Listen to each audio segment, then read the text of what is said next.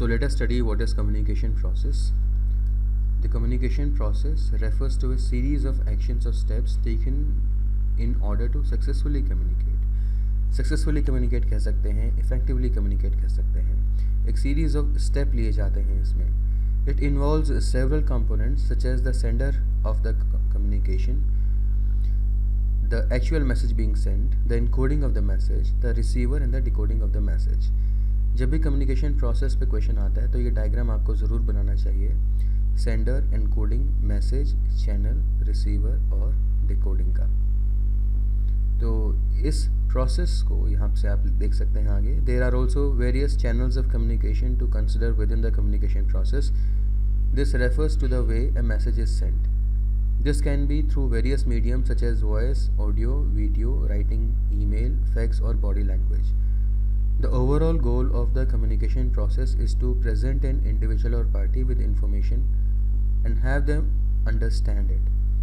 The sender must. अब देखिए यहाँ पे जो चीज़ ज़रूरी है कि कम्युनिकेशन प्रोसेस का जो गोल है सिर्फ इन्फॉर्मेशन सेंड करना नहीं है, बल्कि ये भी है कि जिसको हम भेज रहे हैं उसको वो इन्फॉर्मेशन समझ में आ जाए. जैसे यहाँ पे लिखा है हैव देम अंडरस्टैंड इट.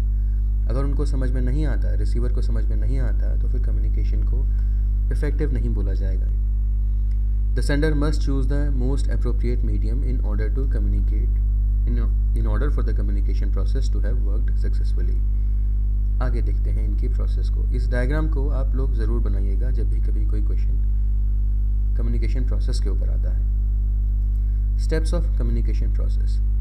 पहला स्टेप है the sender develops an idea to be Saint.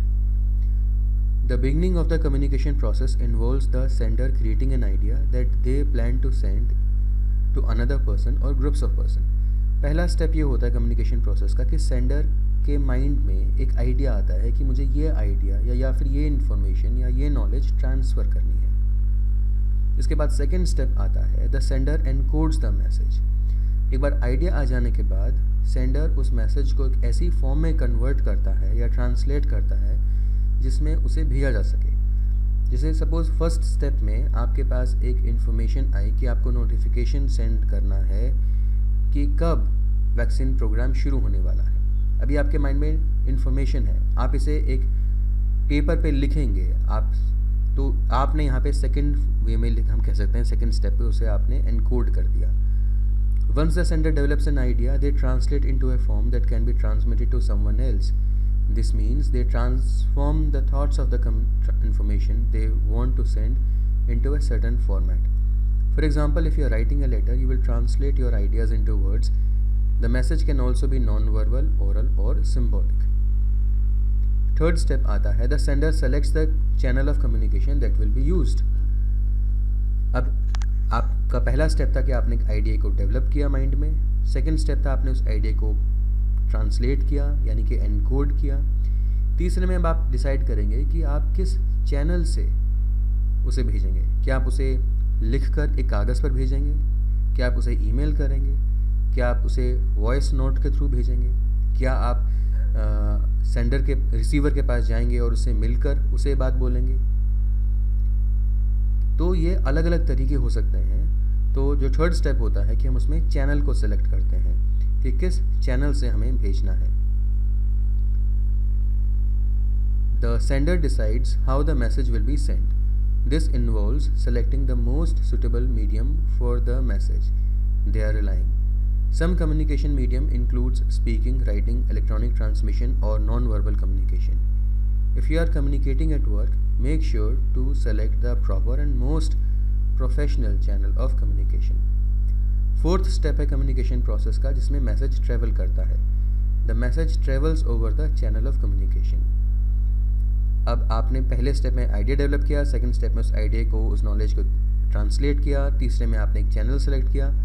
अब चौथे स्टेप में वो मैसेज जो है आपका है उस चैनल के ऊपर जाएगा.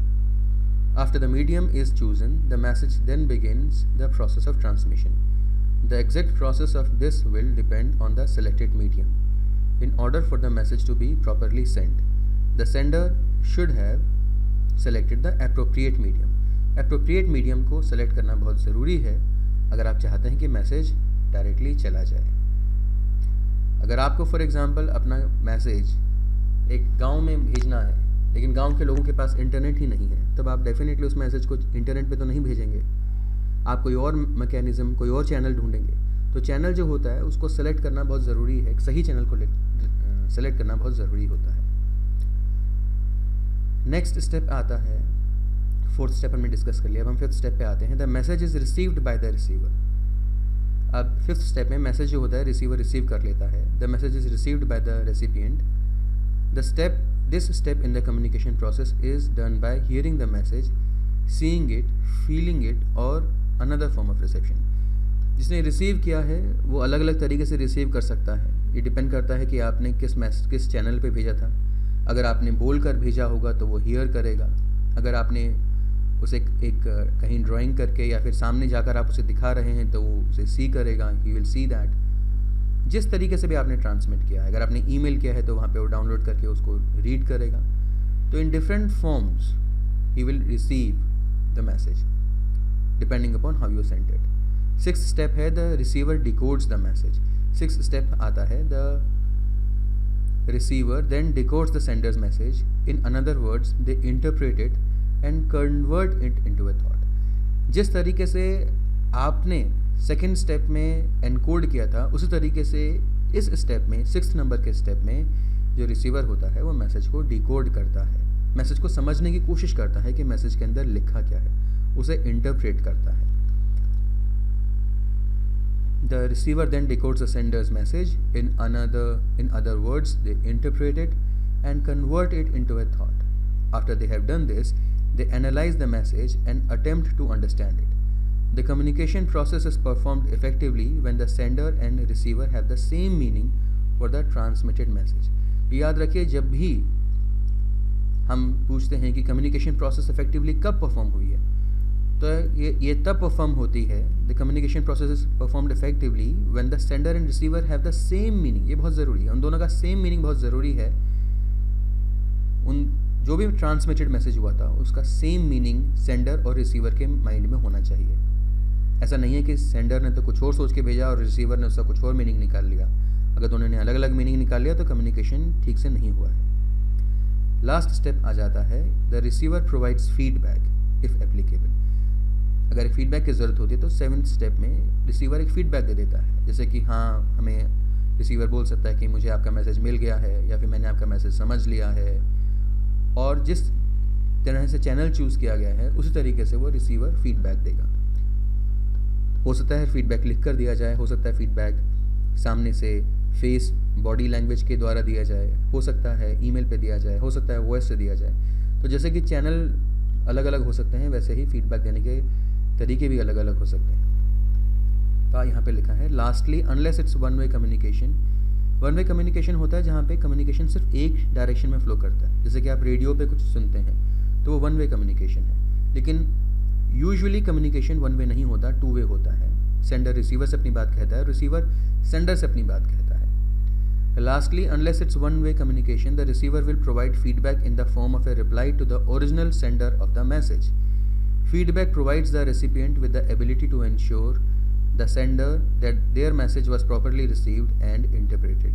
फीडबैक पहुँचने से फ़ायदा होता है रेसिपिएंट को कि उसे पता चल जाता है कि मैसेज ढंग से पहुँच गया है और इंटरप्रेट हो गया है।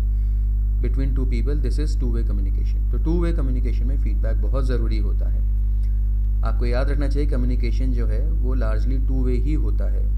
और जाहिर सी बात है, जैसे एक टीचर अपनी स्टूडेंट को कुछ समझाता है तो हालांकि वो एक तरीके से टीचर नॉलेज ट्रांसफ़र कर रहा है, लेकिन स्टूडेंट्स भी वहाँ पे फीडबैक देते हैं, स्टूडेंट्स भी अपने क्वेश्चंस पूछते हैं, अपने प्रॉब्लम्स पूछते हैं। तो इस तरीके से कम्युनिकेशन वहाँ पे भी टू वे हो जाता है। तो रियल लाइफ में कम्युनिकेशन जो होता है टू वे होता है, चाहे वो घर में हो, चाहे वो आपके जॉब में हो, चाहे वो कहीं भी हो, communication is usually two way, यानी कि फीडबैक देना बहुत ज़रूरी होता है। So this is friends the steps of communication process and here we come back again.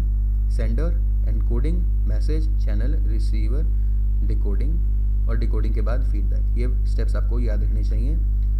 Noise कहते हैं जब कोई डिस्टर्बेंस होता है, जब कोई प्रॉब्लम आ जाती है, कोई रुकावट आ जाती है या कुछ ऐसा करप्शन आ जाता है जिसकी वजह से मैसेज ठीक से ट्रांसफ़र नहीं हो पाता। जैसे बीच में कभी कभी चैनल में जैसे अगर आप इंटरनेट पे हम वीडियो कॉल कर रहे हैं तो अगर वहाँ पे नेटवर्क चला जाता है तो उससे एक डिस्टर्बेंस आएगा, उसे हम नॉइज़ बोल सकते हैं। अगर आपने किसी को एक कागज़ पे लेटर लिखा है, वो कागज़ कहीं से बीच में फट गया या गीला हो गया, उस पर नहीं लिखा दिखाई दे रहा कि क्या लिखा हुआ है, तो वो भी नॉइज़ कहलाएगा। नॉइज़ का मतलब होता है कि ठीक से इन्फॉर्मेशन ट्रैवल नहीं कर पाई। So with this friends, I close this discussion of what is communication process and the steps of communication process. Sender, encoding, message, channel, receiver, decoding and after that feedback. ये आपको याद रहना चाहिए. Thank you.